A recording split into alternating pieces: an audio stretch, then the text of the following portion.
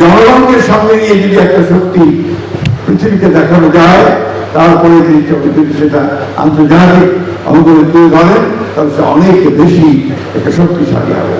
সেই কাজটা তিনি করেছিলেন, যার ফলে তিনি যে চুক্তি করেছিলেন সেই চুক্তিটা নিঃসন্দেহে অনেকাংশে বাংলাদেশের পক্ষে গিয়েছিল।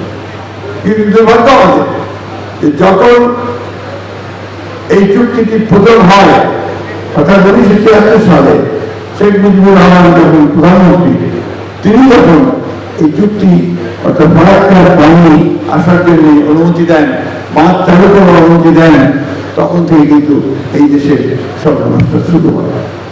আজকে তারপর অনেকবার প্রস্তুত চেষ্টা হয়েছে, শহীদ জিয়া রহমান চুক্তি করেছেন, পরবর্তীকালে আমাদের দেশের খালেদা চুক্তি করেছেন এবং শেখ হাসিনা একটি চুক্তি করেছেন।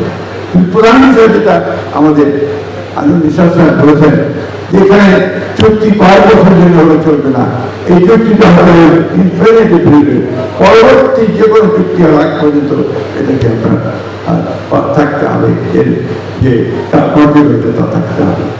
মূল বিষয় যে কথা আমরা বলতে চাই, বারবার করে বলার চেষ্টা করছি আমরা, যে মানুষ যদি সম্পর্কে না হয়, মানুষ যেটা নিজের দাবির জন্য যদি সম্পর্কে না হয়, তাহলে সেই দাবি কখন আদায় করা যায় না।